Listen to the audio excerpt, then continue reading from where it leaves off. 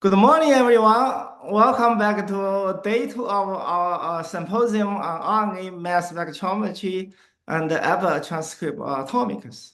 Yesterday's discussion highlighted the increasing power of mass spectrometry, not just as a detection tool, but also as a mechanistic tool for understanding the function and dynamics of RNA modifications, setting the stage for the real translational applications in diseases biology.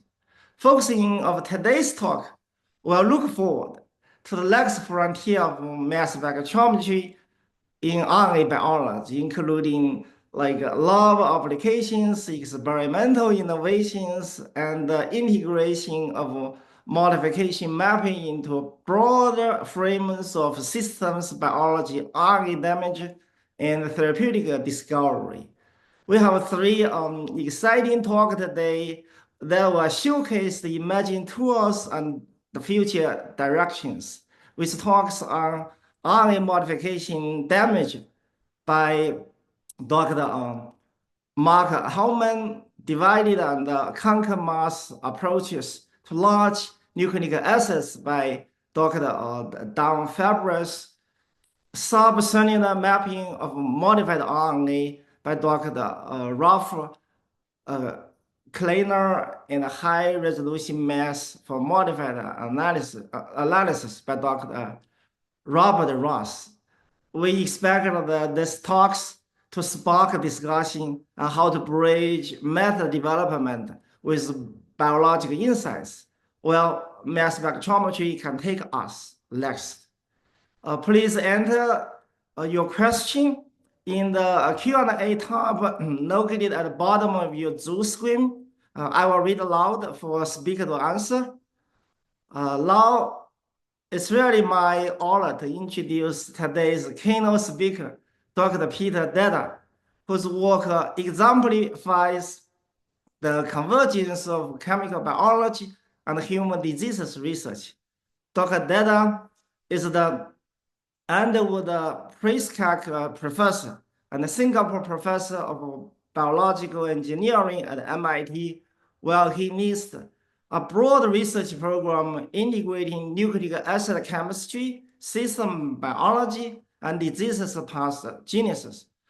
He also serves as the principal investigators of Singapore MIT Alliance of Research and Technology Drug Resistance Program, and is the founding member of Chulalongkorn Graduate Institute in Bangkok. Dr. Deda's group has spent past 3 decades developing analytical and informatical platforms for quantitatively analysis of linear RNA modifications, with applications across infectious diseases, cancer, and neurodegenerations. His keynote today titled New Tools for Upper Transcriptome Systems Biology and Drug Discovery. Please join me in welcome Professor Peter Deda. Take over, Peter. Thank you very much, Zhang. I appreciate the nice introduction, and I want to thank Sammy and all the organizers for the honor. This is truly an honor to be participating in this. And I was chatting with Eileen at the beginning about what a fun group of nerds this is, mass spec nerds, all in the same room, talking about cool stuff. All right, well, I've packed a lot in here, and I want to get going. This really is a tool development session with some new biology. As Zhang mentioned, I have 2 groups, all part of one, a Singapore group, some of whom are online here. It's late at night, and I appreciate them staying up, and my MIT group. The whole point of our lab is to look at nucleic acid modifications, whether it's damage, epigenetics, or epitranscriptomics, and figure out how they're involved in health and disease. The big program that we're all here to talk about is the human RNome, and the NASEM report basically challenging us to map all modifications in all RNAs, in all cells and tissues, in all diseases. A horrendously much more difficult problem than simply solving the human genome. the human genome told us that there are 65,000 genes, 20,000 of which code for proteins. But now we know that there's 250,000 different transcripts derived from those genes, alternative splicing, all manner of different reading frames to give us a huge world of transcripts, whether it's tRNAs, microRNAs, long non-coding RNAs, just an infinite world of the RNome itself. And each of those 250,000 different RNAs is dynamically regulated with any of 50 to 55 modifications in each organism for a universe of about 170. This is the eye candy fun of being in this field, is just the infinite possibilities and the desperate need for tools. Tom Bagley and I have sort of focused our efforts on the tRNA epitranscriptome, partly because of the huge information content in this world.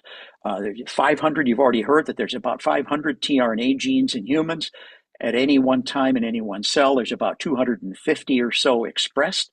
Each of those has 8 to 10 different modifications, obviously the wobble position being the most heavily modified. So just the bytes of information present in this system are huge. You'll see that the tRNA modifications are highly predictive of the cell state, the cell phenotype.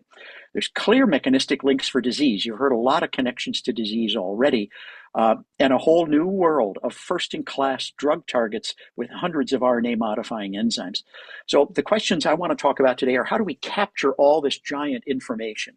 What are the technologies we can use to do this? And then what can we do with it? So Tom and I have been working for about the past 15 years combining a multi-omic approach to discover a system. They're looking at the ribonucleome. How do we quantify all the RNAs? The epitranscriptome, mass spec measurement of all 50 or 60 RNA modifications. Tom has developed codon counting algorithms to look at codon usage patterns in every gene in a genome.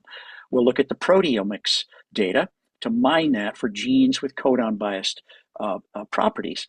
And the diagram on the right shows you a system that we've discovered over the last years, in which a stress reprograms the tRNA pool to alter the way it translates and reads its codons, and ends up doing selective translation of codon biased messenger RNAs to give you the stress response proteins you need to survive that moment. I'll go walk through just a couple diagrams showing you that initially we'll measure the modifications. If you look at self-organizing maps of the modifications, you can see that the patterns that form over time, the rows here are modifications, days are times of hypoxia in a mycobacterium. These patterns are about 80% predictive or more of the exact stress that you're undergoing. So you pick one of those modifications, find out it's on a specific tRNA, figure out which tRNA that is, what codon is that reading, and we can use tRNA quantification techniques to look at the changes in the pool over time. So that's the tRNA pool reprogramming part. But then the codon bias translation part, this heat map in the middle shows columns of codons and rows of genes. The purple shows overused codons and the yellow shows underused codons. There are very significantly codon biased families of genes. This is a paper we're publishing with a former postdoc who looked at yeast and found over 100 different Go categories have very strong, statistically significant patterns of codon usage. So then we have the ability to selectively translate the messenger RNAs we need in a stress response to get sort of a just-in-time protein production factory moving here. Now, we've shown that this operates in all types of living organisms, all the RNA viruses all the way up to humans. It also goes crazy and gets screwed up in humans and other animals to cause disease and dysfunction. Richard Gregory has shown beautifully that overexpression of metal 1 causes the levels of M7G modified tRNAs to increase. They read codons in oncogenes, cell cycle regulators. There's a whole family of diseases now with different overexpression of specific tRNA modifying enzymes. Tom Bagley has shown that tumor growth suppressors have opposite codon patterns compared to oncogenes. So there's good reason for codon bias translation driving many forms of cancer. So the challenge now for us is how do we develop technologies to measure tRNA modifications and codon bias translation in thousands of samples? Gene knockout libraries. How do we do high throughput screening of thousands of different compounds and look at the changes? We want to increase the throughput for measuring and mapping these modifications. How can we do that with sequencing technologies? So the first thing I want to start talking about is some work done by a talented postdoc, Jing Sun, who's online here, in which she has developed a platform for high throughput tRNA modification analysis, initially starting with mass spec. And what she's got is a system for isolating the tRNA in 96 well plates. She then takes that tRNA, hydrolyzes it, and puts it on an autosampler on a mass spec and reads all the modifications. And then we have to have software for processing thousands and thousands, 500,000 data points I'll talk about in a minute, plotting that data, mining that data. So this is a paper we've got submitted. This just shows you the 96 well plate-based RNA purification process, which uses a beads-based approach, not dissimilar to QIAGEN and the other types of kits. And in the end, she can get highly purified small RNA, which is about 85% tRNA, separated from the large RNA. So we get very clean separation on this. And so now we can do tRNA modification analysis, ribosomal RNA modification analysis. She can now do messenger RNA purification in eukaryotes. So we can use this system for all manner of RNA purification. She developed a very fast chromatography LCMS method. Here you're looking at a extracted ion chromatogram of 52 modifications resolved in 6 minutes. She's got it down to 3 minutes now. Really, really fast. She was able to do it 6 minutes, 5,000 samples in 2 weeks. And that's a segue into this question. We wanted to ask, using this high throughput platform, how do different genes in an organism affect tRNA modification levels? What are the gene networks that regulate tRNA modifications? And here she used Pseudomonas aeruginosa, a very nasty gram-negative pathogen for which there's a lot of merit to figure out different bacterial-specific RNA modifications as antibiotic targets. Fred Alsobel made a transposon mutagenesis library of 5,850 strains. We got a copy of that library, and we're going to analyze every one of those strains for the tRNA modifications using Jing's platform. So here's a bit of quality control. We talked about the need for standardization and quality control yesterday. This is where we're looking at 29 modifications. We took 32 of those 5,000 mutants and did 3 biological replicants and pooled the data, looking for the coefficient of variation here on the reproducibility of our measurements. And by and large, we're pretty good. We're below 20% coefficient of variation, but you'll see some nasty ones. And as it turns out, these are all the ones we talked about yesterday, unstable modifications. Hydroxy-U, hydroxy-C are very unstable to oxidation. Those are classic radiation-induced DNA damage. M1A and the DIMROTH to M6A. We talked about AC4C being hydrolytically inactive. We have to not measure those modifications because we get such spread in the data, the end result becomes meaningless. So we just leave them out. That's the cost of doing business in the fast lane here. Okay, so we screen that library. And we get a big graph like this, where all along the x-axis are the different strains. As we go up for one strain, we get 35 different dots on the graph. Most of the dots are in gray. Those are each different RNA modifications. And they're not changing very much, less than 4-fold either direction. But the red dots are going up more than 4-fold. The blue dots are going down more than 4-fold. Those are kind of the interesting places to start in terms of mining the data. So now you use multivariate statistics, and we did a self-organizing heat map. Here's the 135 genes that caused those modifications to go up and down so much. And heat maps are fun because all you have to do is look for colored blobs to find out big important things. And we have 2 big colored blobs here of blue and red. And you immediately jump down to see that these are I6A family related modifications. So somehow there's a lot of genes affecting the levels of these I6A related modifications. What does this all mean?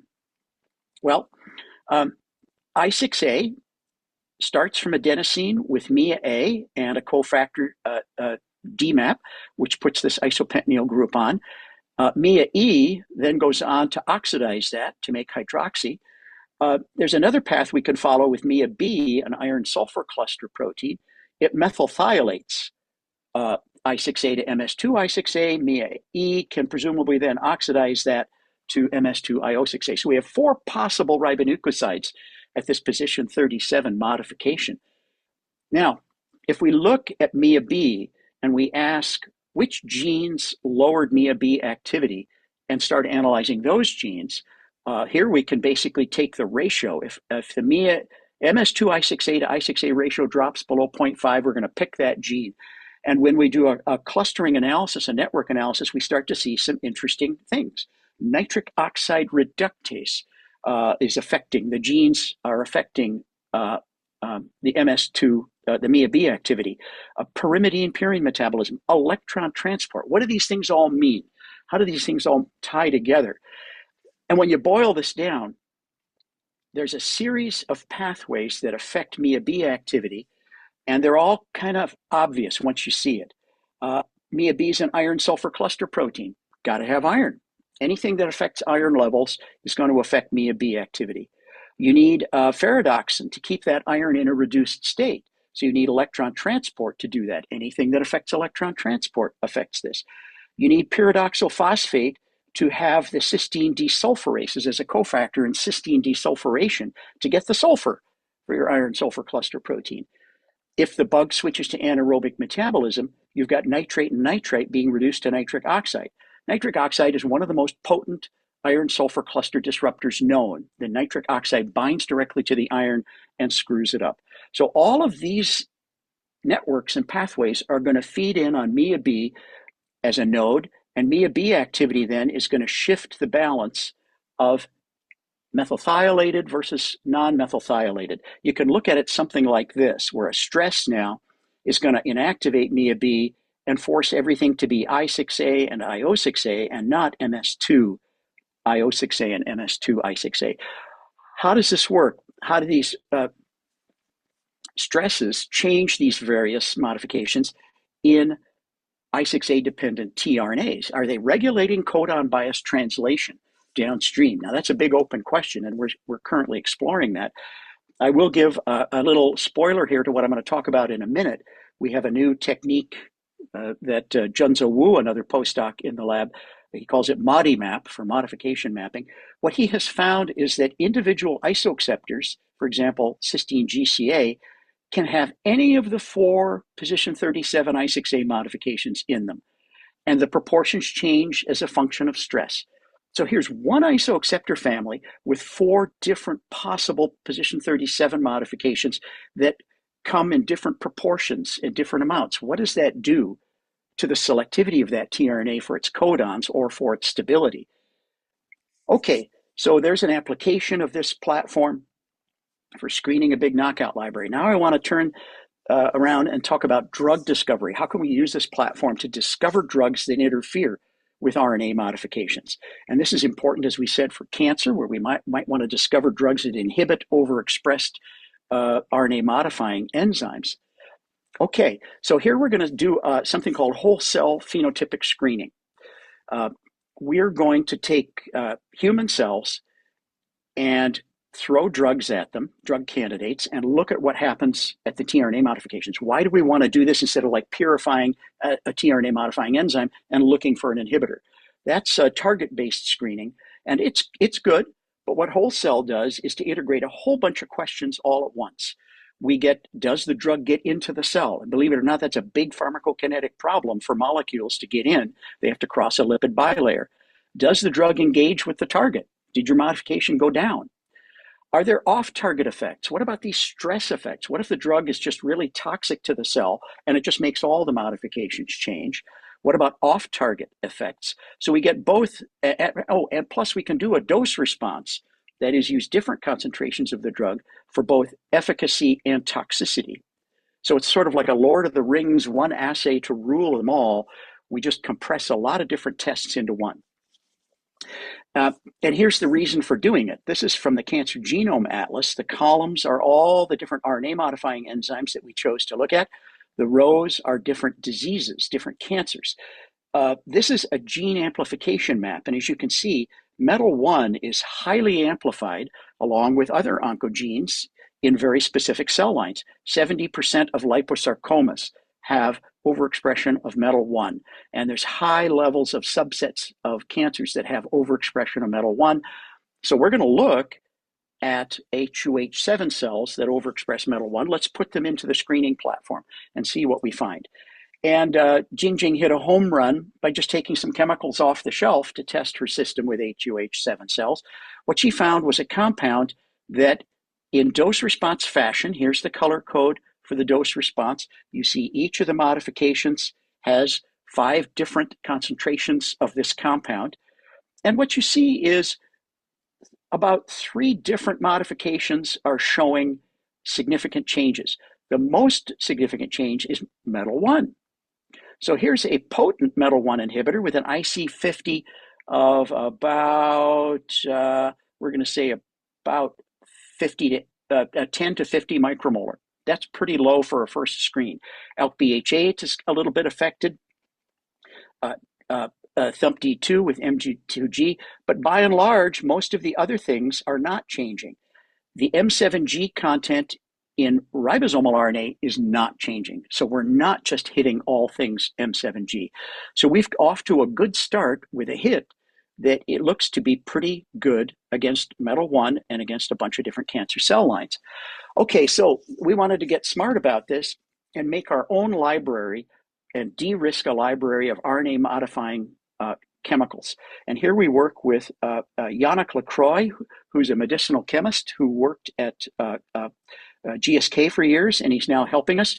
He's building a 10,000 compound library that has are enriched in RNA modifying enzyme inhibitors. We're then going to do screening on many different kinds of cells. We're going to gather all that data and start making machine learning models with a colleague in Singapore. Using AlphaFold, we can now fold all the proteins and see which ones these are going to affect. So we can do a lot of machine learning modeling based on training data sets using our probes with this library. The library is made by taking 200 known inhibitors of RNA modifying enzymes. These are from the patent literature and from papers. We then use those 200 structures to do things like Tanimoto similarity searches, Merco scaffolds, a lot of computational chemometrics. And we go then back into the 7 billion compound enamine library, pick out things that look the way an RNA modifying enzyme inhibitor should look. And we came up with about 10,000 compounds, got rid of all the nasties that are known to be bad for drug development. And we've ordered this compound library. We got 130 compounds right away. That's all we could afford on day one. And bingo, again, we got a hit there for a very potent inhibitor of Q-acine formation, both the galactosyl manosyl Q and Q itself, with an IC50 of about 8 micromolar, not affecting any other modifications, period. That's incredible. So we've already got a very potent and selective hit there. What are we going to do with this platform now?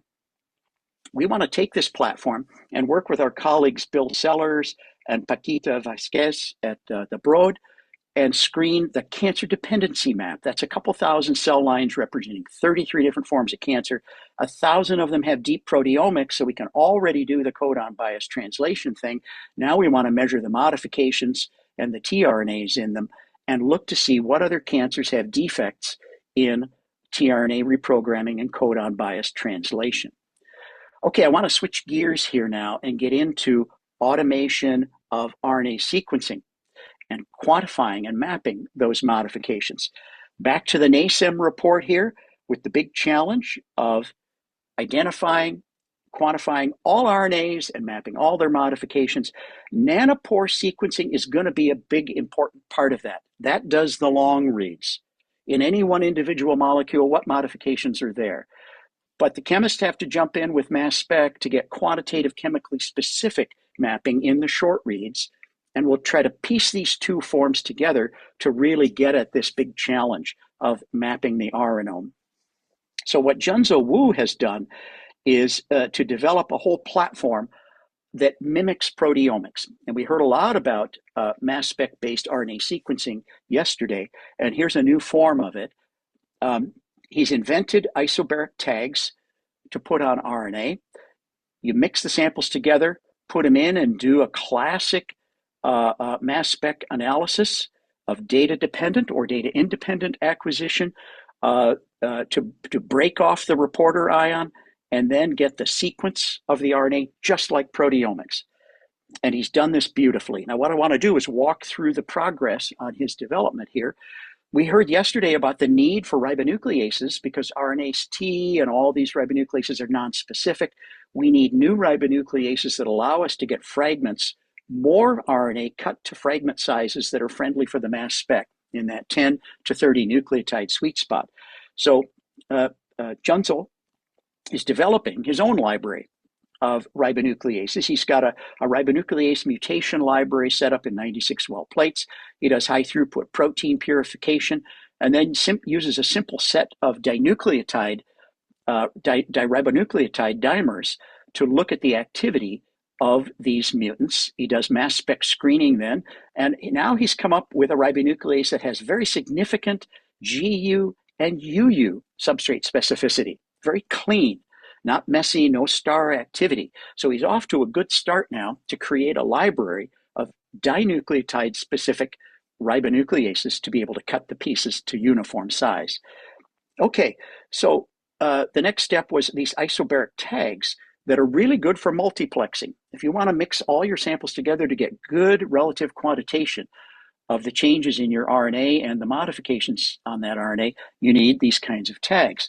He's followed the cue from iTrack and TMT from proteomics with a system that structures a reporter and a balancer that are structured with isotopes to give a variety of systems. Now, the point here is that he had to design brand new tags because RNA fragments at much lower energy than proteins. If you use protein tags, the energy to get the reporter off is too high, the RNA gets too shredded. We're going to show you examples with iTrack tags, and it's okay, but we really needed special isobaric tags for RNA, and he's got them.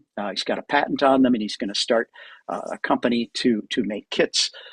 And now you put your tags on, put your samples in, you get your reporter ions back. He's got a 4-plex system already, and then we can sequence the RNA and quantify and localize the modifications.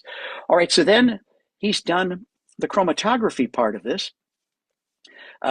He's working with Agilent. He's now got a helix-based system that gets single nucleotide resolutions from 5 nucleotides to 30. A beautiful system, no ion pairing agents. Ion pairing agents are not allowed in our lab. As much as anybody would love to use them, we've already destroyed one mass spec, not going to do it again. Finally, you need software. We talked about this. You need brand new software to manage those isobaric tags that are new and also to deconvolute the much more complicated fragmentation patterns that you get with RNA instead of protein. And here we're working with Jamie Williamson at Scripps to take his Pythias 1.0 that he published and do a 2.0 version that's now really, really good for RNA sequencing. All right, so let's apply this technology now to some of those PA14 mutants and see what we find with looking at up and down regulation. We've got 2, 4, 6 mutants here are the columns, and the rows are different fragments with modifications in them that he was able to quantify. I won't go through the heat map, but suffice it to say that, like, for example, MIA-A, if you get rid of it, there's no more I6A related modifications, the greens. If you get rid of MIA-B, I6A goes way up because you don't sulfurate it anymore to make MS2 I6A. Some interesting things have come up now with new modifications. The map on the right shows you the modifications he's been able to see. And there's some surprising new stuff. He found M2A at position 38. That's a new one. M2A is typically at position 37. He found an enzyme in Pseudomonas that's not RLMN, which makes most of the M2A at position 37, 20% of the M2A and tRNA comes from this 4730. Interestingly, whoop, am I coming to the end of my talk? I'll hurry up. Yeah, just one more minute. One more minute. Good, I've got it here. MS2, M2A at position 38 always occurs with MS2IO6A. If you knock out MS2IO6A, you don't get any position 38 M2A. Cool coordination. Then there's GM and CM now at position 39, not 18, 32, 34. He's discovered a new position for it, and it's got a new enzyme, 68100, which is different. It's a class 4 Rossmann fold, not the trim H spout MTAs.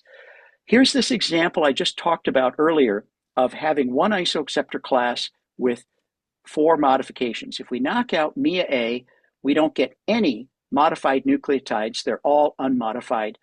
But if we knock out MIA-B, we can walk through and see IO6A goes way up. We get back up the substrates, no more MS2 I6A. IO6A goes up, I6A goes up a bit. MS2 related modifications go way down. So that's as we expect. This is a shout out now to Mark Helm, Pat Limbach, Vivian Chung, and I are working on standardizing and harmonizing LCMS analysis of modifications. This is where Stephanie's workshop is going in Germany. It's a really good way to get the world moving forward on proper RNA modification quantification. These are the great folks I've been working with for many years, and I do appreciate the funding even more now that NIH is not handing out the money. So thank you very much for listening, and I will stop sharing. That's a wonderful talk, beautiful work, Peter. Well, we're waiting for people to put, I see some questions now. Yeah, that's great. Well, I'm waiting for people to put the question. I may start with one, Peter. You mentioned about networks for different gene.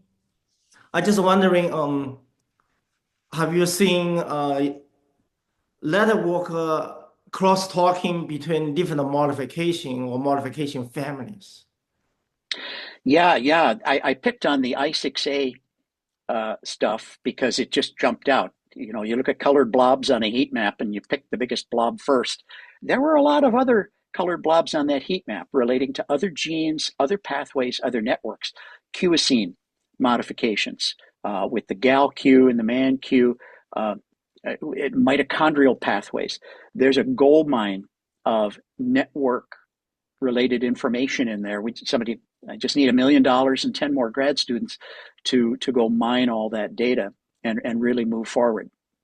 Yeah, it's really, really powerful and really fun to go discover a bunch of those gene networks. Definitely. Yeah, I see a question from a Q&A. It's from Mark's sharing. He's asking, can you share some detail about the structure of your isobaric or tag and how you are adding them to the RNA? I can't show you the structure because it's currently the patent application has been submitted, but it hasn't been formally accepted yet. So we have to be a little careful on that. But the addition to the RNA is done with a ligase.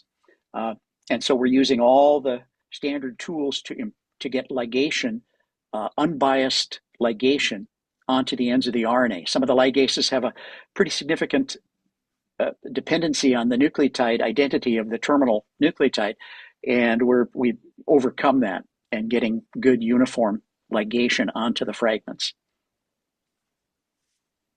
Wonderful.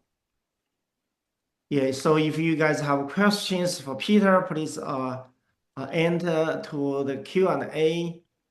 So Scott asked one here. What are the specific impacts on translation resulting from the loss of I6A hypermodification? Yeah, that's where we're going now to do the proteomics and look at the effects of knocking out, taking each of those mutants, taking a MIA-B mutant, and let's go look at how that proteome and the translatome are affected. It's an opportunity now to do ribosome profiling and to do proteomic analysis and backtrack to see what's going up and down. We don't have aqRNA-seq tRNA quantification performed yet, but again, that's in the offing. How does this affect the pool of RNAs? We have another question I see here. Aaron Presswich, more of a biology question rather than an RNA question. But what were all of the knockouts used, and were they the transposon mutants, or were the total knockout of MIAA and etc.?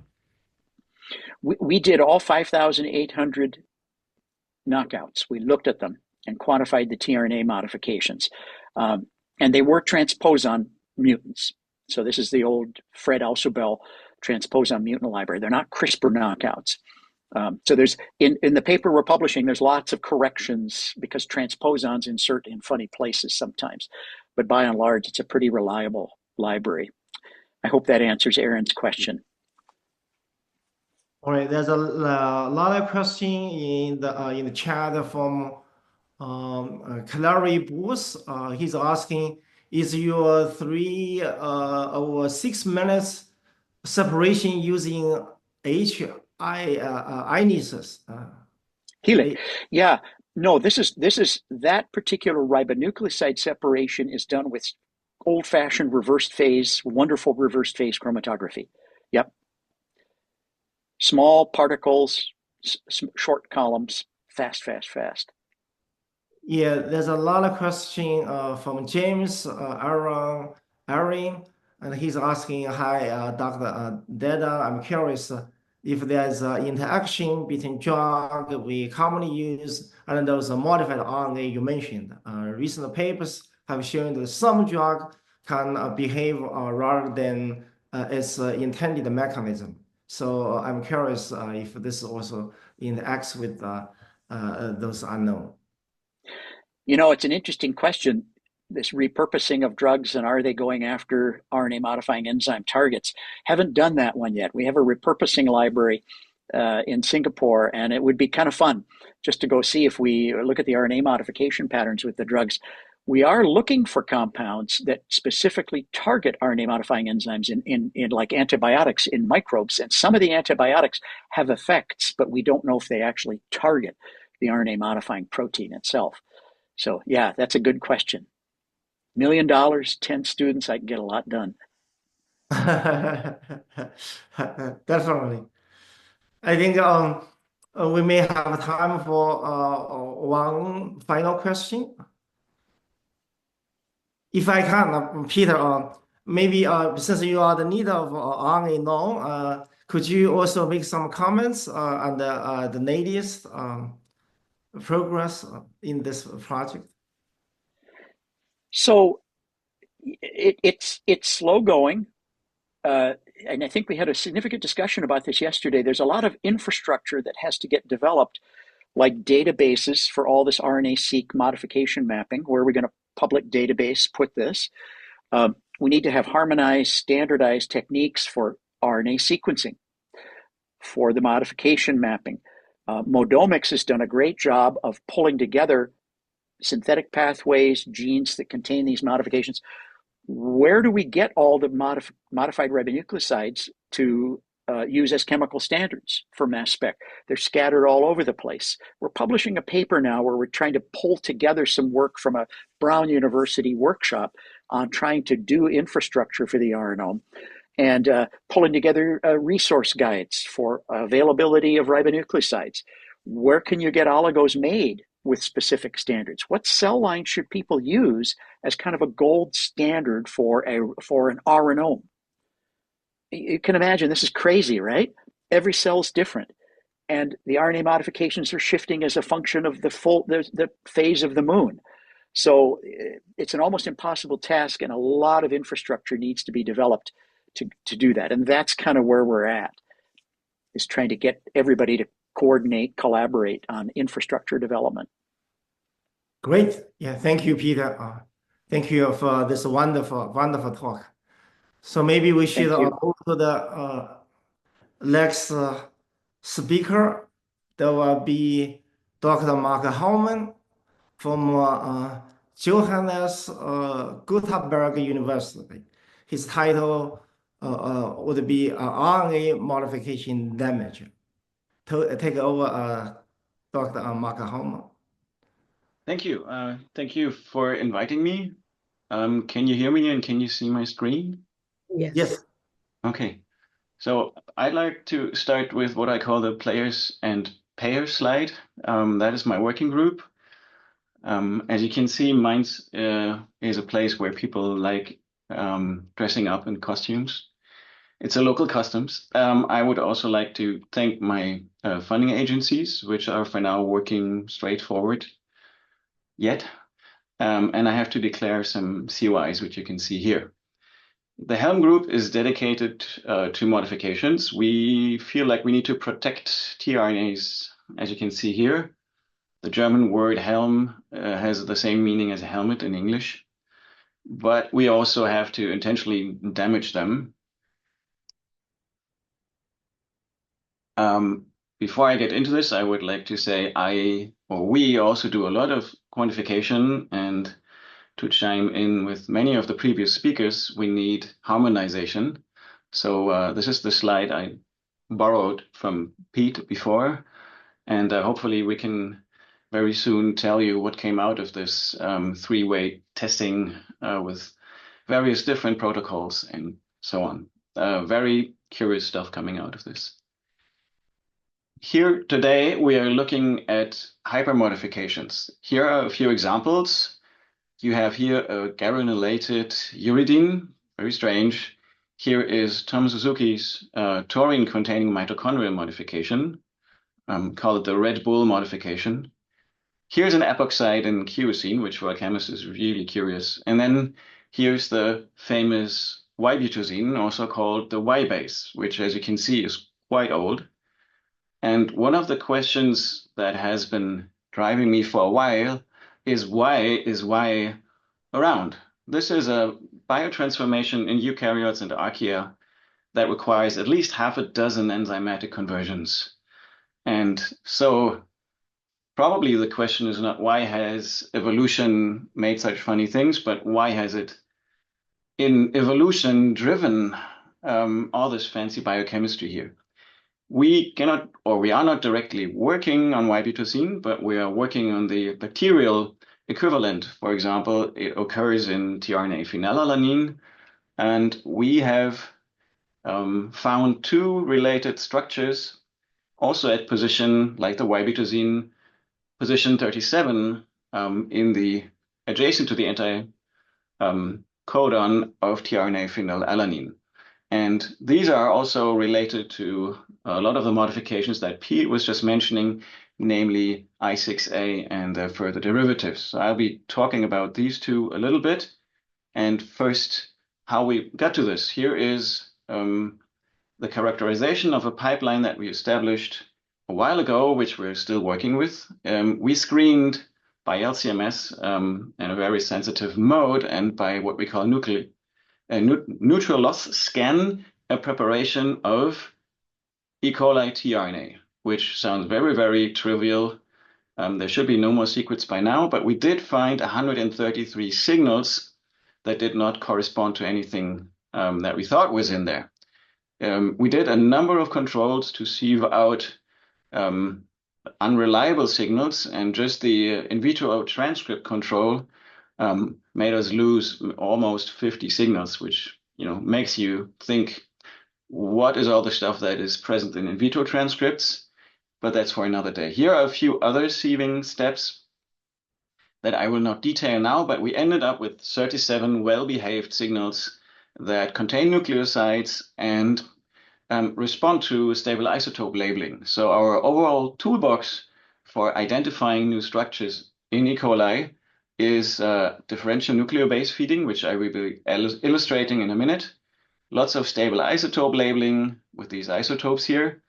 Methionine feeding with deuterated methionine, which directly reveals methyl groups to you. And if we get lucky, we can get a high resolution MS. That is kind of a balance between detection limit and resolution, usually.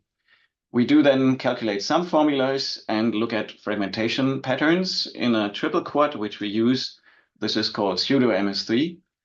And we can, once we have focused on a specific signal or modification, we search in different tRNAs, isoacceptors, which we isolate. And we can play modification knockout games, obviously, from the KO collection. And in the end, I will talk about our polysome preparations, which inform us about biological relevance of our detections. And we can, of course, check if the modifications that we have occur across different organisms. And once we have a solid hypothesis for a new structure, we synthesize the nucleobase or the nucleoside and analyze it by NMR. Here is an older representation of the principle of stable isotope labeling to get everybody on the same page. So imagine you have a tRNA here that is composed of normal isotopes. It gives you a signal as shown in black here. If you replace all the carbons with 13C carbons, in this case, you have a 10C in the sum formula, and so the signal shifts by a delta of 10, and for feeding heavy nitrogen, it shifts by 2. So from these experiments, you can derive a partial sum formula. Only a part, but this is already very informative in sieving out the different candidates. Then we do what we call inverse isotope labeling. That is, we grow a heavy culture, say everything here is labeled with heavy nitrogen, and then we put back in selected molecules. You can dump in anything that you can buy from the Sigma catalog. That is the advantage. You don't have to use metabolites that are themselves labeled. So in this case, it would be a uracil, and then as a result, you see changes in the mass of all the modifications that are derived from uracil, which includes all cytidines as well. And there are many permutations of this that allow you to track metabolites as they are incorporated. From this, I'm going to show you the upshot, if you will, of a few structures that we have now identified. And I'll start with the artifacts. There's quite a few of those, and they too have a tendency to, at least a potential to mess up your quantification. Here's one example. If you stare long and hard enough, you can see this is derived from T6A, actually from cyclic T6A, because up here is glycerol, and that glycerol comes from our enzyme stocks that we use for digesting the RNA to nucleosides. It's not overly abundant, so it will not much falsify the quantification of CT6A or T6A, but it does contribute, and there are other derivatives of T6A that we have seen. Here is a dimer of 4-thiouridine. Once we found it actually has been described in the 1970s. This occurs from spontaneous oxidation in air in your tRNA. So it actually causes tRNA dimers to form during the isolation procedure. And that means under conventional preparation conditions, you actually get some artifacts but on a tRNA gel. This is M7G, which has added a molecule of water that is reversible, actually, but it can also lead to ring opening here. And here are a few other structures, one more T6A derivative here, and this is a cytidine dimer that is induced by ambient UV light. So here is the first of the two more interesting modifications, MS2I6A, and the difference to conventional MS2I6A is you have a thioacetal over here, and up here you see the data from our toolbox. We got a high resolution mass, a lot of information from fragmentations, and we could see that this modification or the structure is absent in strains that lack Maya A or Maya B. So we're essentially in the same pathway that Pete has stressed quite a bit. We could, in the end, show, even in vitro, that Maya B here, which normally introduces this thiomethyl group here, which is a radical SEM enzyme using iron, it will do a second turnover of an already modified tRNA and abstract a hydrogen, probably a radical here, and put on a second thiomethylene group over here. So that was the first weird structure that we found. Here's the second one that is more recent. Almost the same story. Here, Maya A and Maya B knockouts don't have it. It is also derived from MS2I6A. But now we have a third cycle here, a heterocycle that is annealed to the structure.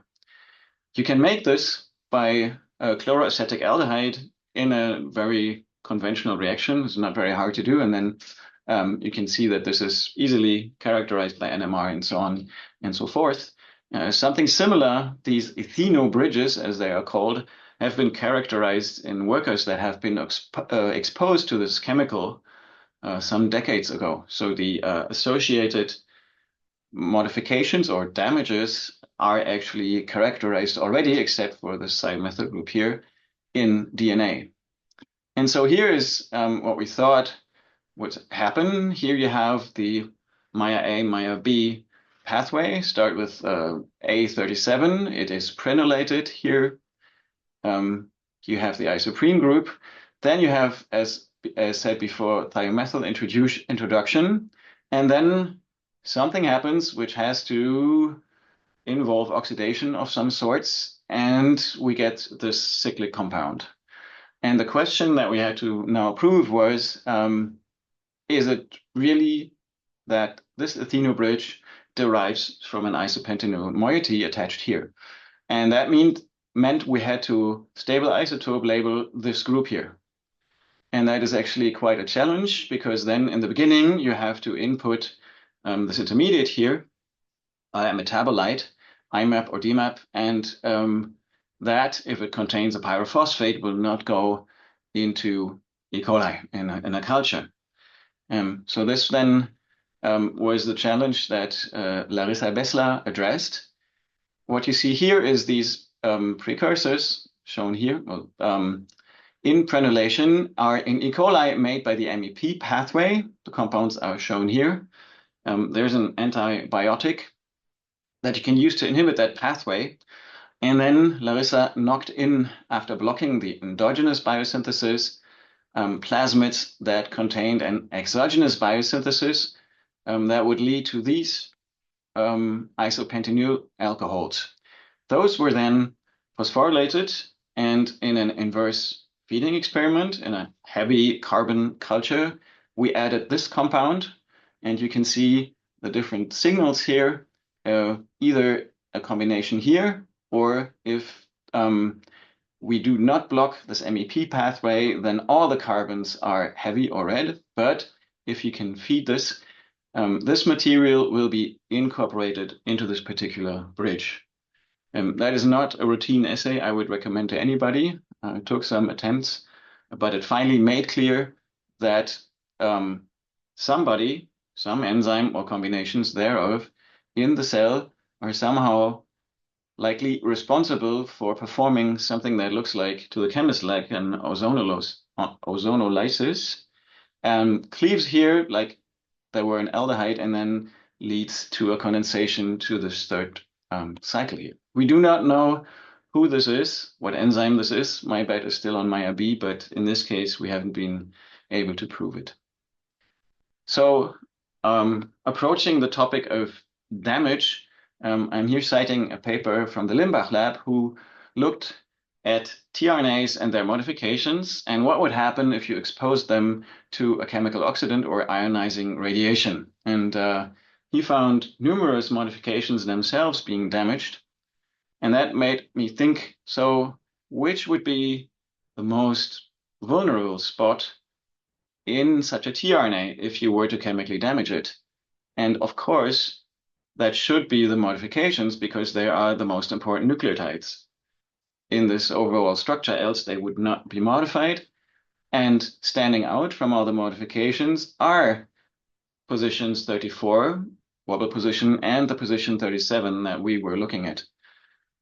So in a sense, if we have these structures here at position 37, they might be detrimental to the cell in a way that maybe a knockout would be as well. So these are maybe not modifications, but they are inadvertent or unintended side reactions of the enzymes that actually constitute a damage to modifications. To test this, we developed a polysome profile, which is here shown as an example with cuisine. So you do a gradient, sucrose gradient, isolate the polysome fraction here, isolate the tRNAs, and analyze and quantify the modifications. In the case of cuisine, you see that it is actually enriched on polysomes relative to the overall pool in the cytosol of E. coli. So that says this assay actually makes some sense. And if we now do this to all the different weird signals that we find in E. coli tRNA, you see that in the polysomal fraction, for the vast majority of them, they are disenriched, or actually the cytosol fraction is enriched, and that means there is some barrier that prevents thus modified tRNAs to get into actively translating polysomes. That includes, obviously, these signals include the in vitro artifacts that we have previously seen, and our new candidates are over here. You see the effect is not as strong as in these cases, but both of them are less abundant on polysomes than they are in the normal cytosol. And that means these further over modifications constitute an RNA modification damage because it is detrimental to the primary function of those tRNAs. We, by coincidence, in cooperation with urimotrin, found another case where a modification enzyme for an anticodon modification damaged its tRNA substrate, and that is TGT. So here is cuisine, which is typically found at position 34 of 4 different tRNAs listed here. And in E. coli URI found by Illumina type sequencing that screens for abasic sites, that you got a signal in vivo, but also in vitro. Here exemplified for an in vitro transcript, no signal at position 34 for an untreated. But if you treat an in vitro transcript with TGT in the absence of any other substrate, which is a guanine for exchange, then you get a signal for abasic sites here. And that is also the case if you add an inhibitor, which is a diaza derivative of guanine. Here is a snapshot from the catalytic cycle of TGT showing you the guanine base just freshly kicked out of position 34 and to be replaced with this cuine base in the subsequent step. You can also, like I said, input an inhibitor which has a carbon at this position. And the RNA ribose and the chain is here esterized, if you will, in an ester bond with an aspartate that is in the catalytic center. And that makes, upon hydrolysis, a prime candidate and how you could get abasic sites there. And we quantified this, same samples as down here, by mass spec. This time we used a method that Pat Limbach had developed, not using nucleosides, but monophosphates, because obviously you cannot see an abasic, in an abasic site, you cannot see the nucleoside, there's only the ribose. This one showed us that very clearly the action of TGT onto a substrate tRNA does damage the tRNAs themselves, and so renders them, at least transiently, dysfunctional. And this effect is present or enhanced under certain stresses that include antibiotics or ROS stress, here induced by paraquat. So by now, when we quantify what we have seen until now, we have about closer to 5 than per mil than to 1 tRNA molecules in a cell that are chemically altered and detrimental at a position in the anticodon. And our polysomes indicate that these are damaging, so it's a modification damage. And we have 3 cases, so this is not just one curious thing. It is actually a recurring theme, and we are sure there are more of this. So we will be looking into this. The question then is, if we go back to the Y base, why? Is this the first step in a further time's up, in a further isolation, in a further evolution of these structures into something that is as sophisticated as the Y base? Thank you for your attention. Wonderful, wonderful talk, Dr. Hellman. Now open up for question. While we're waiting for for question come in, I do have one, Dr. Hellman. I'm really interested in the MS I6A. We do know there's one MS I6A, but when I convert to the second MSA complex, do you know what's the yield, or is there any control for this process? The yield is very low. I mean, very low. Yes, maybe 2 or so in 1,000, so 2 per mil, as we isolate it from the cells. However, if you have, I don't know the numbers in E. coli, there's maybe a few 10 to 100,000 tRNAs in an E. coli cell, I think. That is quite a number, and you should also consider that these tRNAs, the damaged tRNAs, get recycled all the time, right? If they do a damage, or if they do a miscoding, say, they will do this repeatedly until they're undone. I see.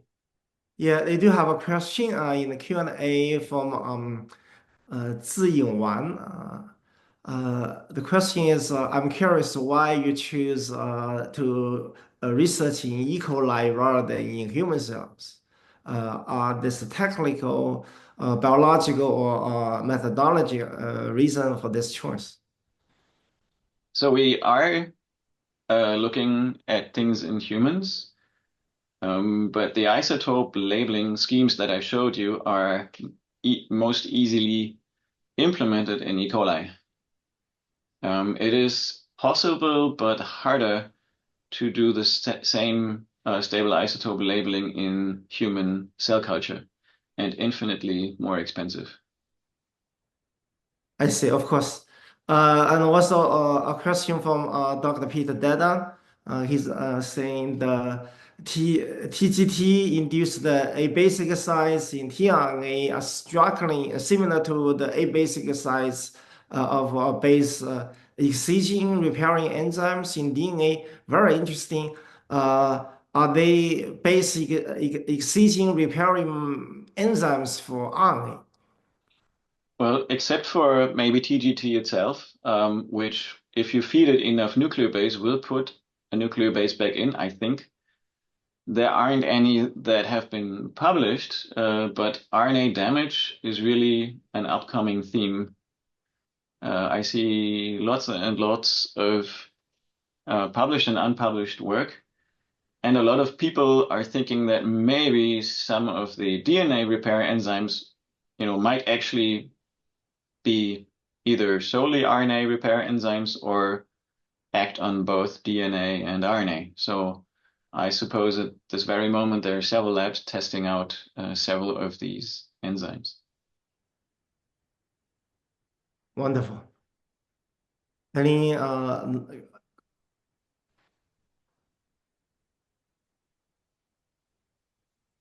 right.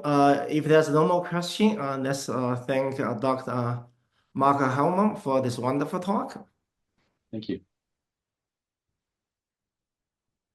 I think you guys probably realize Dr. Sammy Jeffrey is not here yet, so that's why I got an opportunity to host this this section. The next speaker would be Dr. Fabris from University of Connecticut. His talk title is Divide and Conquer the Strategies for the Mass Characterization of Progressing Large RNA. So take over, Dr. Fabris. Okay, I hope you can see my screen. Yes. Okay, thank you. Okay, thank you, the organizers, for inviting me. I heard a lot of excellent talks, a lot of biology, and I apologize in advance. My talk is going to be very technical. It's going to be mostly about mass spectrometry. Before I go into the specifics, I would like to thank talented students who did the work currently in the lab: Daniele Rollo, Sarah Maciek, and Alexander Steinberg. Previous members are right here. For full disclosure, you should know that I'm the founder of a software company, Ribodynamics. So I need to thank my one and only software developer there. And this is my funding. It's all biomedical. And I also would like to thank specifically the Schwenk family for my endowed position. So going back to the basics for a moment, when people think about mass spec sequencing, the classic technique is gas phase sequencing. This is a classic tandem mass spectrometry experiment. We might have multiple precursor ions, multiple RNA. We can isolate one in the mass spectrometer and then provide some energy to activate the fragmentation of the phosphodiester bond. We get the fragments, and then we can detect the fragments one by one. These fragments, they typically shake out like this. We have these ion series. The nomenclature is the classic McCluskey nomenclature. And if there is a modification in there, the normal spacing between contiguous fragments in the same series will be shifted by the delta mass due to the modification. That's why mass spec is so powerful in recognizing different type of covalent modifications. So this is just a simple example. This is a digestion product from tRNA phenylalanine from yeast, and this is the spectrum. This is the sequence showing that we have fragmentation all over the place, and by the shift in mass between the expected values, we can recognize where the different modifications are, with the usual caveat that in this experiment we cannot differentiate isomeric species like uridine and pseudouridine. Okay, so once we can do that, we can come up with some sequencing strategies, but obviously the size of the analyte really dictates what we can do. So the experiment that you saw in the previous slide is a tandem mass spec. The typical practical size is between 20 and 30 nucleotide in length. We call this top-down if no cleavage reaction is done prior to the analysis. Instead, if we really want to go after larger RNA, we need to do this solution cleavage, obtain smaller products that then can be mapped or can be tandem analyzed later on. This is called bottom-up or just a divide and conquer type of strategy. Both strategies, each strategy has its own pitfalls. So for the direct sequencing in the gas phase, we have these waning terminal fragments that kind of, it's a limit to the size of what we can do. And instead, for any type of strategy using digestion, we have to deal with this mass degeneracy. So I'm going to talk a little bit about each of them and propose some possible remedies that we've been developing. So in this case, in these pie charts here, I'm going to show you the balance between the typical terminal fragments, those that I just showed you, and the internal fragments. So you notice the fraction of internal fragments increases considerably as the size of your precursor ion increases. When we get in the hundreds of nucleotides, there is almost exclusively internal fragments. And you should know that normally all the software that is written to interpret this data neglect the internal fragments for several different problems and only uses the classic terminal fragments like these. So to compensate for this, we thought about possible ways to rehab the image of these internal fragments. So this is your example of terminal fragments. You see each fragment here contain either the 3' end or the 5' end. Instead, when we are looking at internal fragments that are produced by consecutive cleavage events happening on the same strand, we can have a 3' and a 5' that starts and stops at any possible nucleotide in the sequence. It turns out that you can actually align them. We wrote the algorithm to be able to align each of these internal fragments, where now we can come up with ladders that overlap with one another that starts from each single nucleotide in the initial backbone. So by doing this, now we can align both internal fragments and terminal fragments in what we call walks. So these are the results provided by a 125 nucleotide oligo that we fragmented in the gas phase using collision-induced dissociation. And if you start to look at the coverage here, it's important to look at this edge here that gives you the n+1 step, because that's the one that really confirms the identity of the intervening nucleotide. With something like this, we increase considerably the sequence coverage that we could get out of these type of experiments. So if we start to look at the sequence coverage before using this algorithm, 18% from terminal, 80% from internal. By combining the two and coming up with the works, we're able to combine them to get a 94% coverage for a 58 mer. And we're very proud of this 125 mer. We got about 94 total sequence coverage. Unfortunately, as you go larger, you still see that there are problems there. We cannot really go beyond this limit. And as I said, we've been using collision-induced dissociation, but I have friends in the mass spec community who've been using different type of activations, and we're really trying as a community to push forward this type of analysis. But obviously, for the time being, if you really want to go after larger oligos, RNAs in the thousands of nucleotides, like those accessible by the classic genomic tools, we really need to go and use these divide and conquer strategies. So just to give an idea of the challenges there, these are digest, an RNase-T1 digest of an 18S ribosomal RNA from HeLa. So these are human. The length is 1800 plus nucleotides. It looks very complex. We're using just nanospray here, no separation, counting on the high resolution of FT-SCR to be able to deconvolute these products in there. Again, the program that I developed is capable of doing that. This program contains already the definitions for all the modifications that are present in the Modomics database. And there is also a way to customize your own building blocks in case you work for a company and you have some proprietary building blocks that are covered by patent. You can still develop your own and be able to interpret this data. So the idea here is that we get these tables that assign the different products.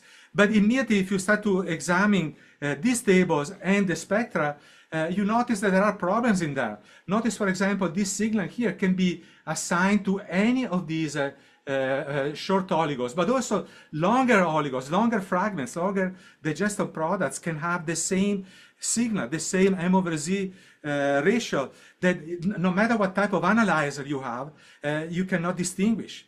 So this is what we call the mass degeneracy problem.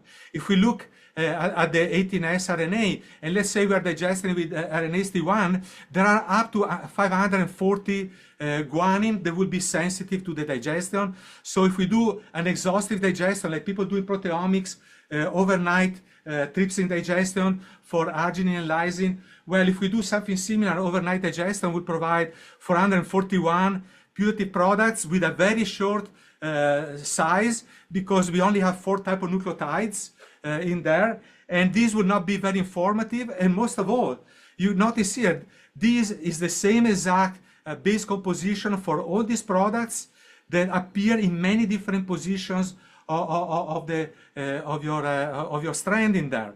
So these are called isomers. We cannot distinguish those because they share the same base composition and exact mass. In addition to that, there are also isobars that are not listed here, where there are fragments that have a very similar base composition. They have the same nominal mass, but they have different exact masses. So at that point, you really need to have a high resolution instrument to be able to separate them. So how can we try to minimize these ambiguities when it's time to assign these products? Well, there are several different remedies that we and others in the community have been testing. One is to obtain larger products, for example, by performing limited hydrolysis, or using different type of nucleases to target less frequent sites to obtain larger products. another possibility is to prefractionate according to the other properties. And I know people are very fond of liquid chromatography, but we've been testing ion mobility spectrometry and capillary zone electrophoresis. So I won't be able to talk about the CZE, but I'm going to talk about the 3 other sections here. So performing limited hydrolysis, this is what I was talking about earlier. If we do exhaustive digestion, every G in the strand is a possible cleavage site. But if we limit the efficiency of the digestion, now we can skip some of these sites, and all of a sudden these tetramers, they cannot be separated, they cannot be distinguished. Now they fall in longer products that will have different masses that we can distinguish. So over time, we've been investigating all the factors that may affect the enzymatic activity, substrate to enzyme ratio, cofactors, pH, ionic strength, cheotopic agents, so on, temperature, and we focus specifically on reaction time. So if we do a reaction time type of analysis, we might be able to find the proper timing where these sizes are favorable to us.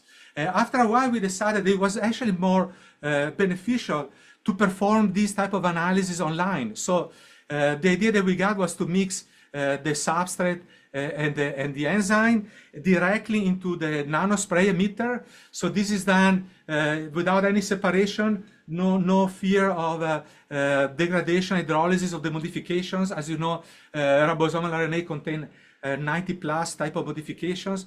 So the reaction happens here. We mix the 2 components. We start the scanning of the instrument, and we just detect whatever comes by for up to 4 hours in this case.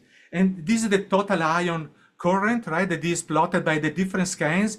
Every so often, every few seconds, this is an ICR. There is a scan in there. They are all collected together. And then when we are done, we can go and interrogate different regions, different points in the time course of this. So you can immediately see time 1, 20 minutes, 1 hour, 3 hours.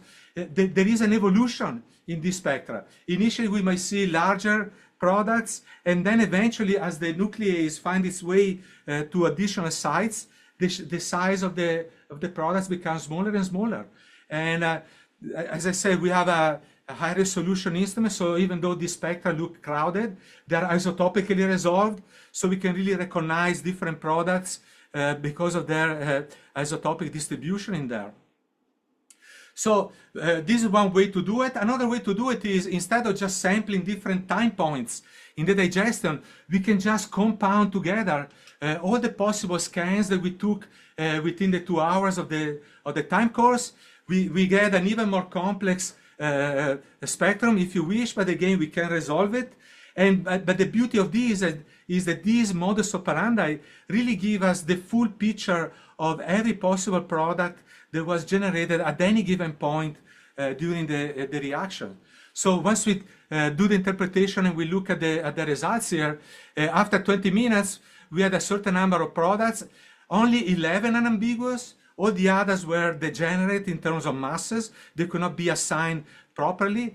And the number of products increased over time, and also the unambiguous increased.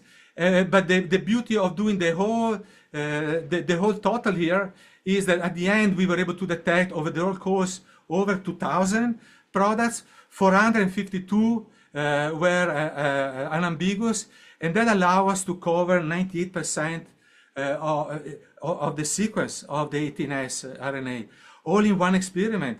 There are always questions about the sensitivity. You should know that for this we use about 4 micromolar substrate. I forgot how many microliters, a couple of microliters. We use 10 nanomolar of enzyme. When everything is said and done, we consume about 10 picomoles of starting RNA. So the next step here was, okay, with this we're using the classic endonucleases, but there's been talk also during the symposium about finding different type of nucleases that can attack more than just one nucleotide, a sequence of nucleotides. So we resorted to deoxyribozymes. These are man-made nucleases that have been developed using Celex. And the idea of a deoxyribozyme is like this. there is this DNA that can anneal in a certain sequence depending on complementarity rules. And by annealing there, the deoxyribozyme is placed with a catalytic body right on top of a possible susceptible site. In this case, this is the histidine-dependent deoxyribozyme 3 that attacks this sequence of AGG. But there are all sorts of deoxyribozymes that have been developed over the years by the community as possible sensors, as possible therapeutics, and so on and so forth. So we tested these, we made some of these, we tested them with some test compound at time 0, basically, before any reaction happens. We can see here the equilibrium between the substrate and the enzyme bound. It's an equilibrium. This is actually done by non-denaturing native mass spec. So we can see this non-covalent association between the strands. After performing the reaction now in this region here, we don't see the substrate anymore. We start to see the products generated by the digestion. And still we see some of the Michaelis complex, the substrate plus the enzyme. And in some cases, you can still see the enzyme, the deoxyribozyme, bound to parts of the products in there. So it works like a charm. The reaction is pretty clean. We started to study the selectivity for this susceptible sequence here because it was not explored properly in the initial paper. So we immediately realized that these two guanines must be there. If any of these guanine is mutated, there is no activity. But instead, there was some leeway in mutating this initial adenine in there. And these are the different efficiency. That means that the same deoxyribozyme could be used also to target different variants of this sequence. So possible application, before we go to the application, we tested these also by using substrates that contain pharmaceutical type of modifications. These are typically introduced in RNA therapeutics to stabilize them against the attack of nucleases in the blood or in the body. A typical phosphorothioate or 2' metal, a 2-fluoro. So the reaction works properly when you have a phosphorothioate type of backbone. But as you can imagine, the other two, the 2' metal, inhibited the reaction.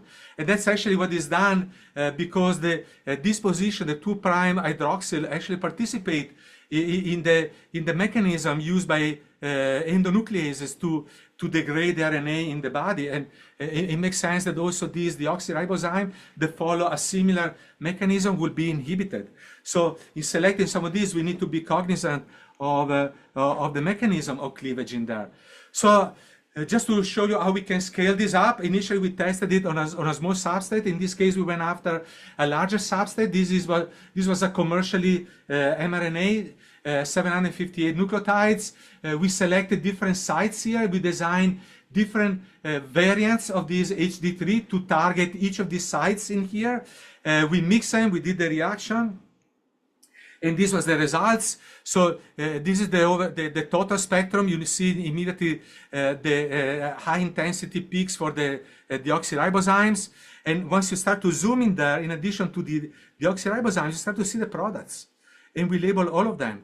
So you should know also in this case, this was done without any chromatography, any type of separation. We just did some desalting.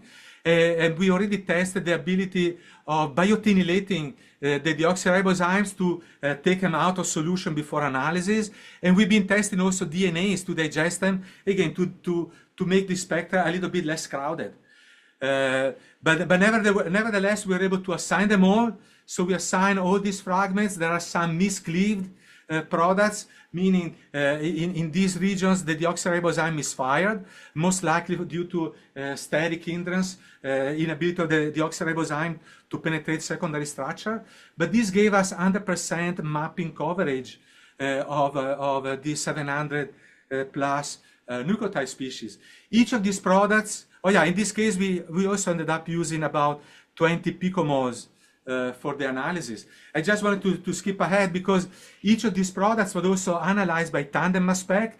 These again are in the size that is accessible using internal fragments to supplement the information coming from the terminal ones.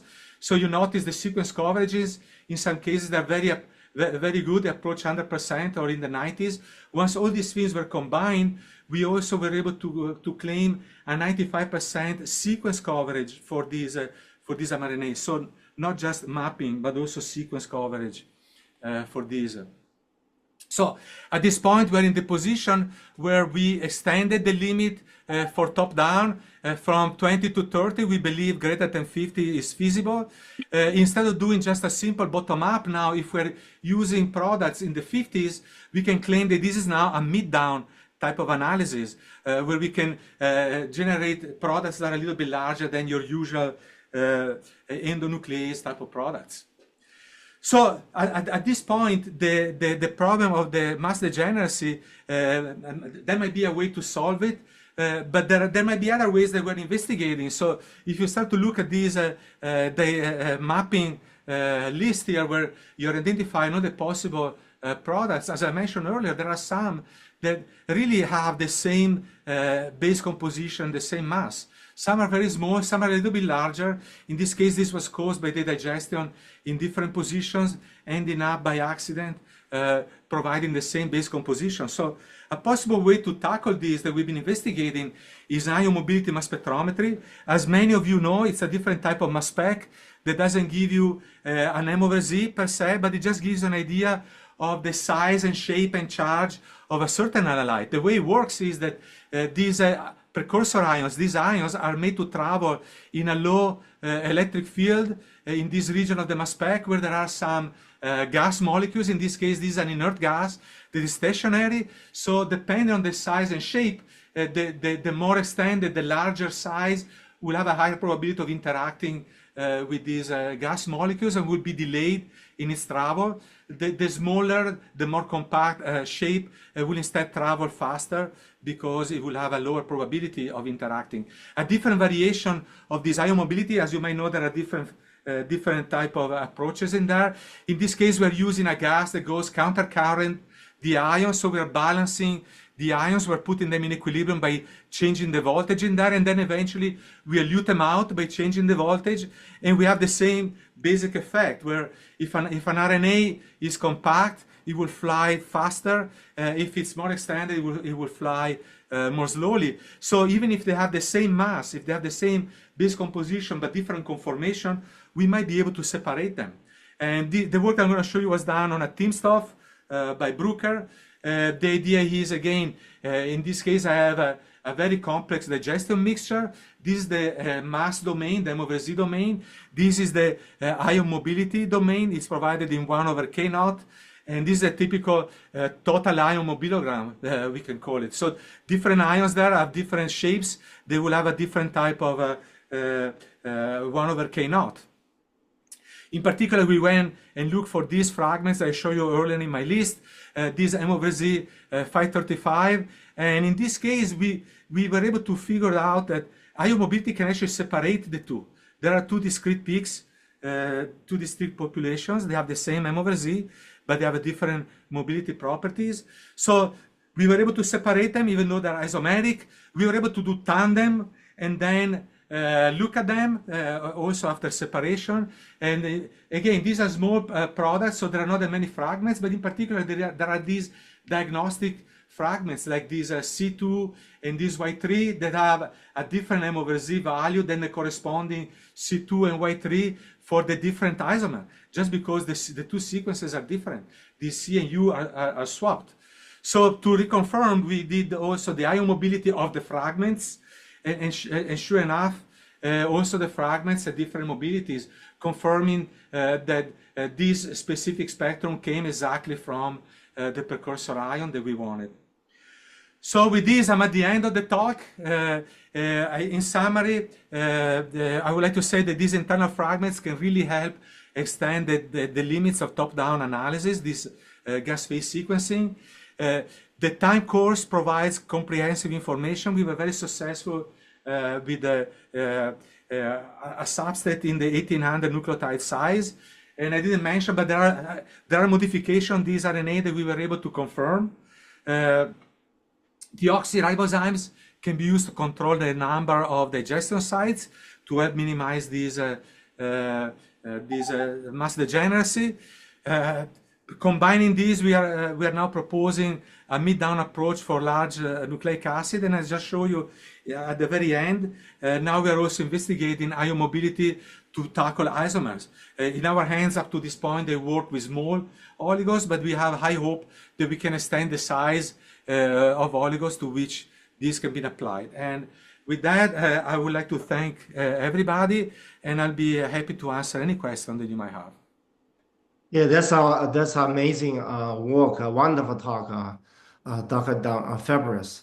Unfortunately, we are run out of time. They do have a couple of questions in the Q&A. Please take a look. Dr. Fabris, for the interest of time, we're going to move to the next speaker. We'll move to our final speaker in this section. That will be Dr. Robert Ross from Thermo Fisher. His talk today would be characterizing RNA modification by high-resolution mass spectrometry. So take it over, Robert. Okay. Thank you very much for allowing me to give a presentation in the summit. It's very nice. I do work for Thermo, so you have to take that into account, but I try to make it as vendor neutral as possible. So this section was called Future Directions for Mass Spectrometry Studies of RNA Modification. And I'm trying to give an outlook of where I think the future lies as far as mass spectrometry and epitranscriptomics and nucleoside analysis. And I preface my my whole presentation here is that we're just using ultra high performance liquid chromatography, high resolution accurate mass tandem mass spectrometry will be the future. So the future, in my opinion, is a trap. Not just the Orbitrap for the high resolution accurate mass, but also the linear ion trap. Both of these are engineering marvels. And now I think the Orbitrap's over 20 years old. The linear ion trap is even older than that. Both of them are robust technologies, and the data it produces is well tested. The reason why I think that the future will lie in a trap is because of data that we've acquired internally, and also because of some of the mass spectrometry groups publications in the past. Starting out, is the most common form of collision-induced association is a collision cell. And Dan Fabris gave a great talk on the collision cells, fragmentation of RNA. Collision cells are primarily in triple quads and time of flights or hybrid instruments. Unfortunately, though, for oligonucleotides, it's almost impossible to find collision cell parameter settings which produce a high yield of primary fragments without generating secondary fragments. And this is a cartoon that shows, a theoretical trimer. It's accelerated through the collision cell, and it has a number of collisions with the neutral gas. And what we find is you would generate your primary fragments, but these can go on and fragment further and further and further.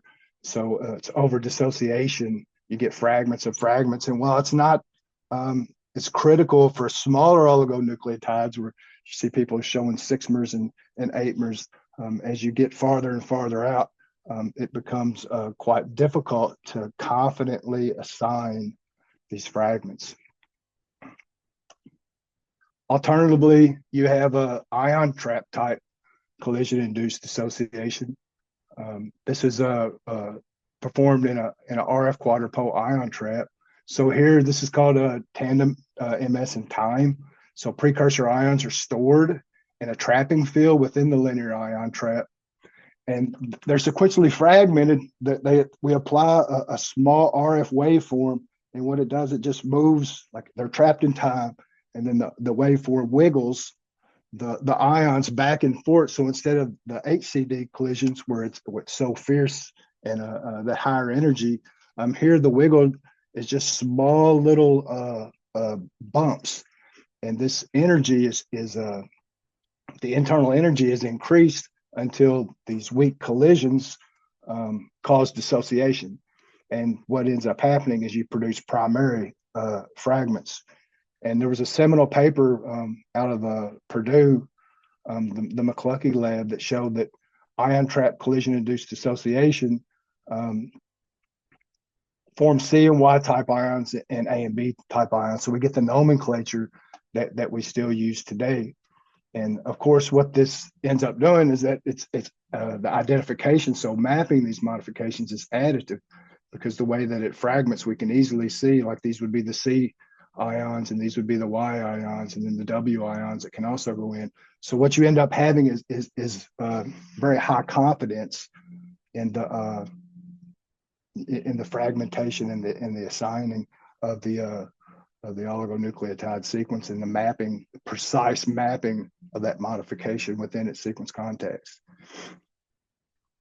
So RNA sampling by mass spectrometry, it's usually occurs in three parts. You'll have some pool of nucleic acids, and then you would do a total digestion, and this takes it down to the nucleoside level. We would separate them using liquid chromatography, high resolution, accurate mass tandem mass spectrometry. It tells us what modifications are present in the sample. But then go back and we use a base specific nuclease to produce oligonucleotides. And then we separate these using liquid chromatography and high resolution, accurate mass tandem mass spectrometry. And this tells us where the modification is located on the RNA. And once you have these two pieces of the puzzle, in the parameters of like tRNAs, you can use intact mass analysis, and you can follow, if you're doing any type of treatment, you can follow along just using LC-HRAM-MS. And I hope to show you in the next few slides how this is done. So this is the intact mass analysis of tRNA phenylalanine from yeast. It's 50 nanograms on column. This was done on the Tribrid mass spectrometer. It's a thermal product in intact protein mode, low pressure, and at 240,000 resolution. So you can see we get the charge state distribution is what you would expect, but we also see some other signals within the mass spectrum. And we can zoom in. We can see there's primarily six signals, six features in the spectrum that are above 5% relative abundance. But there's also quite another number of smaller identities that exist in here. So we want to go in and try to identify what this is. A lot of the customers are interested in purity analysis for their synthetic RNAs. So we want to try to find down around 1 to 3% what these impurities are. So we can go into the literature, and Uttam Raj Mandari in 1967 gave us the sequence of tRNA-Phe. And the sequence is in Medomics. You can go in and put it in. And we can easily match the primary sequence to our mass spectrum that we see with the greatest relative abundance here. And you can see that the mass error between observed and the monoisotopic mass is 3.3 parts per million. But what Mandari showed was that the 3' end was truncated. So here we show a 3' truncation, and this is what matches. There's also a minor variant that's also truncated. This would be the major, this would be the minor. And you could just see by the delta masses here, we could easily assign what these features are. Some were the actual full-length tRNA containing the 3' adenosine, and others was the ragged ends. Two, though, I couldn't assign. It looked like it was a demethylation, and then this would be the the 3' truncated containing the demethylation.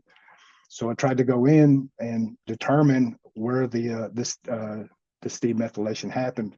And as Mark pointed out, Y-butazine there's a number of steps in the biosynthetic pathway. So start there to see if it's possible that this demethylation is actually occurring on Y-butazine. So the first step was to do a nucleoside analysis. So one of the goals of some of the work that I do now is I'm trying to shrink sample consumption. So in working with Vivian on the A-basic site paper, she kept asking how much mRNA does she need to produce, and I would say like 5 to 6 micrograms of sample, and it was just so much mRNA to produce. So it's a lot of work. It's very expensive. So since then, we've been trying to shrink our chromatography down, shrink our sample consumption down, and I'm able to do this now with a pump we have. It's called the Neo pump. It goes between nanospray and microbore.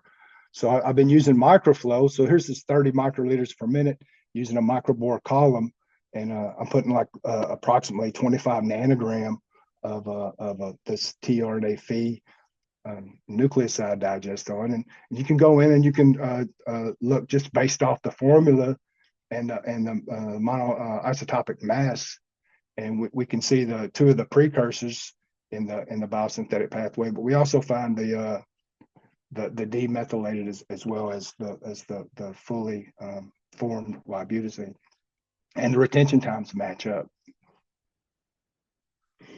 So next we go in and perform HCD and CID fragmentation of this demethylated Y-butazine, and we can easily match through the high resolution accurate mass the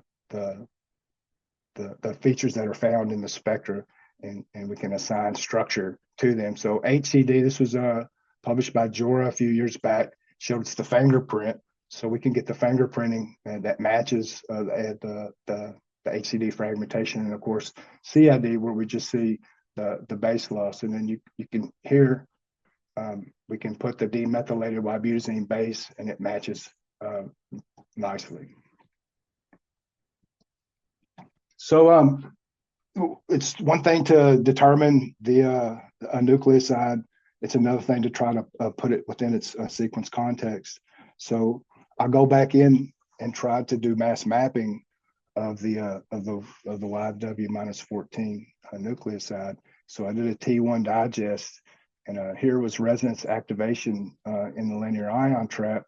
The mobile phase in the column that I used was a styrene divinyl benzene base DNA pack column with dibutylamine and hexafluoroisopropanol. So T1 digest for Phi produces a nice 13mer. It's great for illustrative purposes because not only does it contain the Y-butazine, but a number of other methylated species. And if we look at the chromatography, the retention time here, we see that the Y-butazine that's missing a methylation elutes just a little bit earlier than the full length, which is what we would expect. However, since Y-butazine is a tricyclic product, it's a big bulky nucleobase. Even just the littlest bit of collision energy causes that base to pop out, and what you end up seeing is this very large precursor mass, and everything else, all the other fragments are very low. So you can see the relative abundance over here. We're at less than 2%, and some of the more diagnostics are even are much even lower. And this is not believable. We don't really have confidence in these assignments just because of their low abundance. So what we can do, since we have the ion trap, we can go in and we can do MS to the 3. So here, what I did is I went back and if we look at this, the 1262, isolated the Y-butazine -14 base loss peak was 1262, and subjected it to the CID fragmentation, resonantly activated in the linear ion trap. And what we see is when we compare the two elution signals that we saw, was that the mass spectra of the MS to the 3 are exactly the same. So what this tells us is that the demethylation is happening on the Y-butazine. It's not happening somewhere else within the sequence, and we can localize it to that site within the tRNA. So we can go back and we could use our intact mass analysis again, and we can assign the YW minus 14 tRNA now.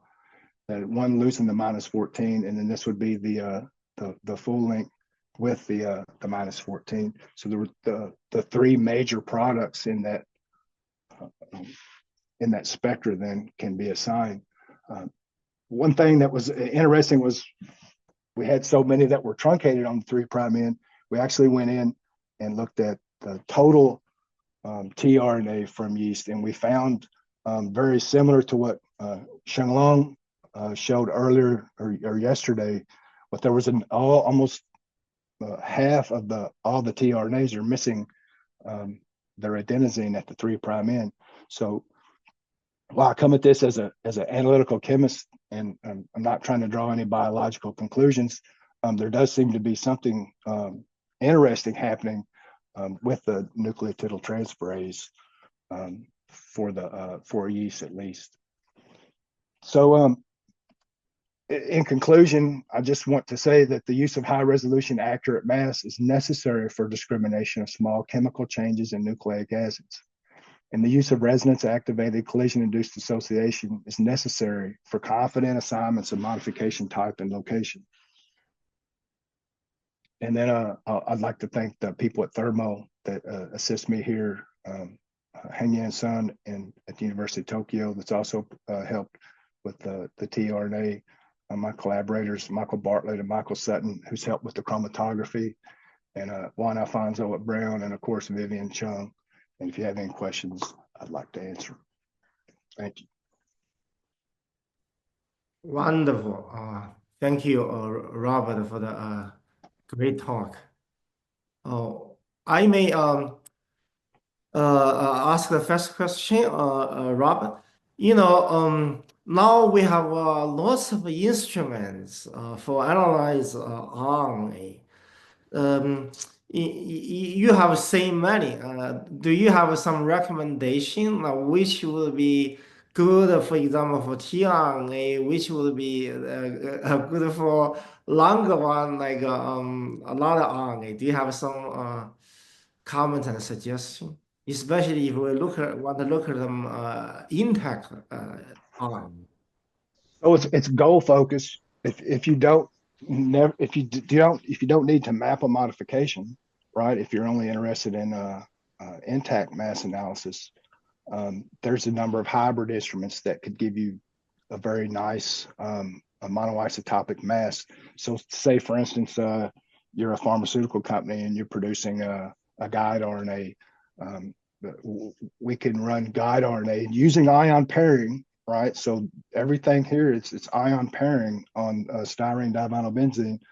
I know that's heresy for some people, but it's just thermodynamically, it's very difficult to get something that wants to be in solution out into the gas phase, and ion pairing is the way to do that. If you're not really interested in modifications, if you just have some synthetically added modifications, you could use any type of our hybrid instruments to get that very high resolution accurate mass and see down at 1% relative abundance. So the FDA, there's still really no guidelines as far as what the limits are for impurity analysis, and some people have said that it should be like 1 to 5%, because RNA mass spectrometry kind of falls within metabolomics and proteomics. So trying to determine an impurity for something that's 25,000 Dalton, 0.1% is probably not going to work. So 1 to 5% would be better. So if you're only looking for for accurate mass on a synthetic than a hybrid instrument. But if you're trying to map it, right? If you want to get confident assignments and not false positives, and you want to know where that modification is without question, you really need the linear ion trap to do that. So the Orbitrap can tell you without a doubt that this is the mass of this signal, and then the linear ion trap can tell you, this is the sequence of the signal. And we have I mentioned it yesterday in the panel discussion, Biopharma Finder. It works really good for placing those modifications within its sequence context. So it's really what your lab is interested in. I'd like to point out that the tRNA intact analysis, if you could go ahead and adopt an ion pairing strategy in your core or in your lab by purchasing an ion pairing specific pump to do the chromatography. I mean, you can look at this spectra here and you could start determining, like Ben was talking about with the glycosylation, like you could easily see your glycosylation because it's just a mass shift between the known sequence versus the addition. And there's other data here that I haven't shown that it's so accurate that we can see a C/U substitution, and that's like what it's a 1 Dalton difference. So it's very sensitive. You just have to bite the bullet in it and switch to ion pairing.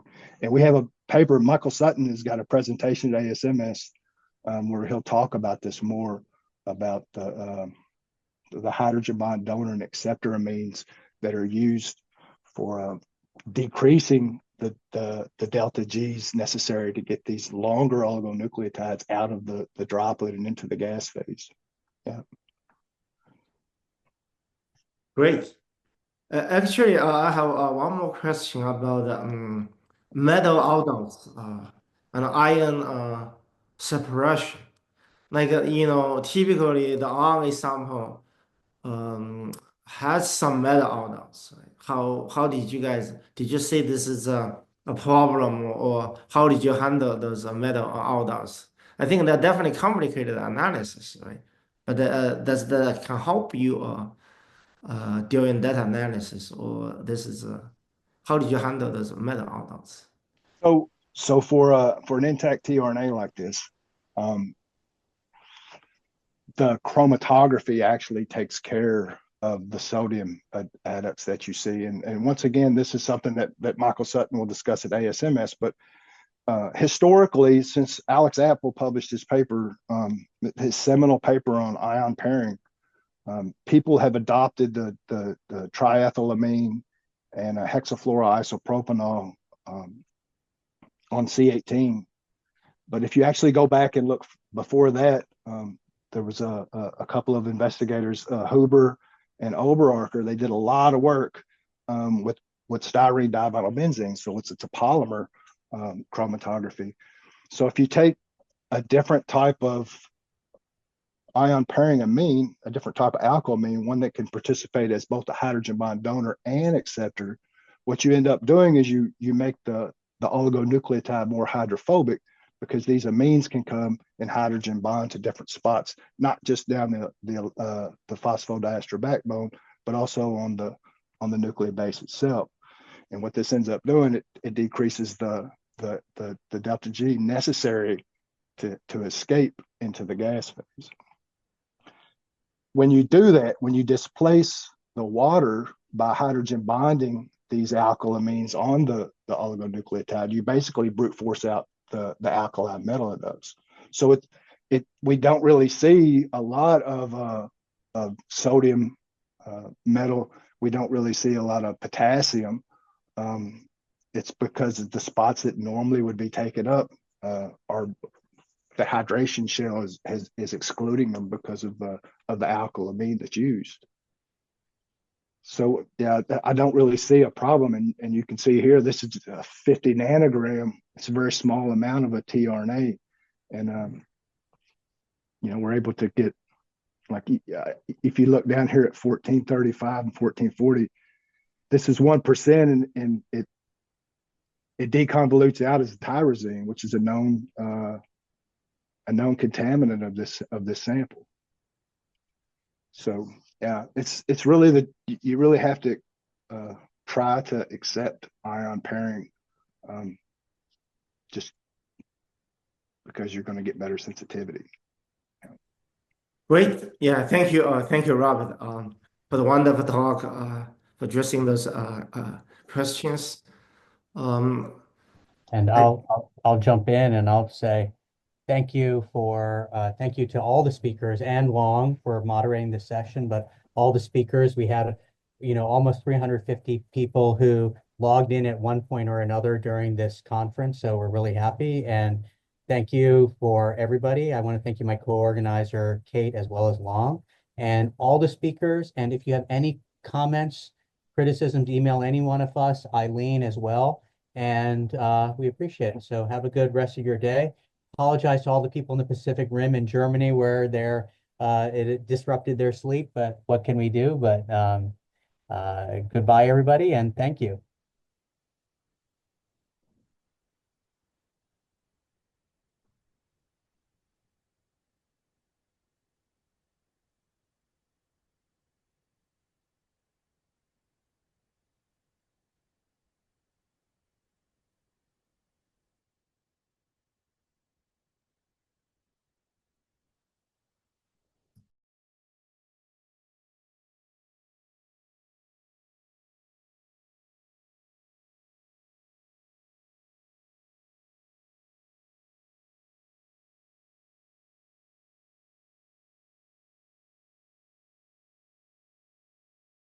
Do you want me to end the meeting, Eileen?